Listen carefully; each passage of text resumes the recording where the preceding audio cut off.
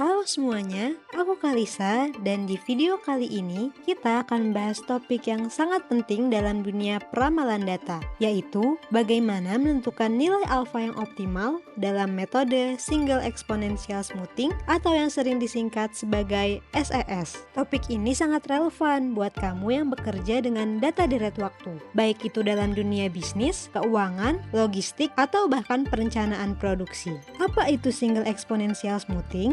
Single Exponential Smoothing adalah salah satu metode forecasting yang paling dasar namun tetap sangat efektif, khususnya untuk data yang tidak memiliki tren dan tidak bersifat musiman. Metode ini bekerja dengan cara memberikan bobot lebih besar pada data terbaru dan bobot lebih kecil pada data lama. Kenapa begitu? Karena kita ingin peramalan kita lebih relevan dengan kondisi terkini, tanpa sepenuhnya mengabaikan data historis. Nah, disinilah peran alfa menjadi sangat penting.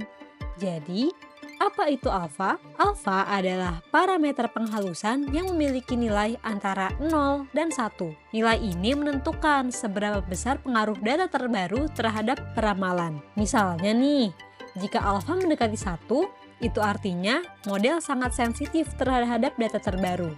Alfa mendekati 1 ini cocok untuk data yang sering berubah atau fluktuatif. Sebaliknya, jika alfa mendekati 0, maka model menjadi lebih halus dan lambat dalam merespon perubahan. Alfa mendekati 0 ini cocok untuk data yang cenderung stabil. Lalu, kenapa memilih alfa yang tepat itu penting? Kalau alfanya salah pilih, hasil peramalan bisa jadi terlalu liar atau justru terlalu datar. Bayangin, kalau kamu pakai alfa tinggi untuk data yang stabil, hasilnya bisa membuat keputusan yang salah karena overreacting terhadap fluktuasi kecil. Sebaliknya, kalau data kamu fluktuatif dan alfanya terlalu rendah, maka model kamu bisa gagal menangkap perubahan tren penting secara tepat waktu. Oke, sekarang kita masuk ke inti dari video ini. Bagaimana cara menentukan nilai alfa yang paling optimal? Ada dua nih pendekatan utamanya. Yang pertama adalah trial and error atau pengujian manual. Langkah-langkahnya, kamu bisa coba beberapa nilai alfa, misalnya dari 0,1 hingga 0,9.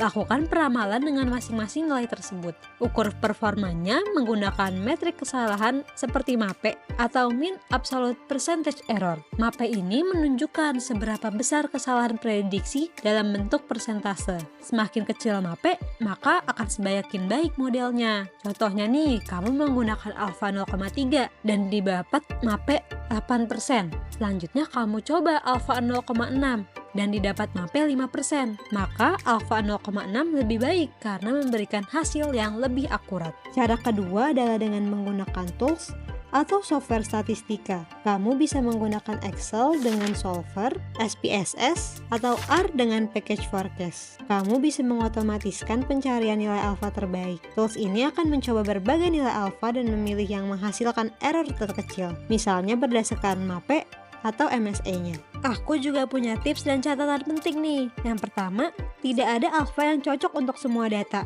Karakteristik data sangat menentukan. Yang kedua, selalu evaluasi dengan metrik kuantitatif. Jangan hanya andalkan intuisi. Gunakan MAPE dan MSE. Lalu yang ketiga, data fluktuatif berarti alfa tinggi dan data stabil berarti alfa rendah. Dan yang terakhir, bagi data menjadi training dan testing. Ini penting supaya kamu bisa mengukur seberapa baik model memprediksi data yang belum pernah dilihat sebelumnya. Nah, kita udah sampai nih ke bagian kesimpulan. Sebagai kesimpulan, alfa adalah komponen kunci dalam metode Single Exponential Smoothing yang menentukan sensitivitas model terhadap data terbaru. Kamu bisa memilih alfa secara manual dengan trial dan error atau secara otomatis menggunakan software statistika. Gunakan metrik seperti MAPE untuk mengevaluasi keakuratan modelmu secara objektif. Dan yang paling penting, pahami dulu karakteristik data sebelum menentukan alfa. Terima kasih sudah menonton video ini. Semoga kamu sekarang lebih paham bagaimana menentukan nilai alfa yang tepat dalam metode SES. Kalau kamu suka konten seperti ini, jangan lupa like, share ke teman-teman kalian, dan subscribe supaya nggak ketinggalan konten-konten analisis data berikutnya. Sampai jumpa di video selanjutnya. Terima kasih.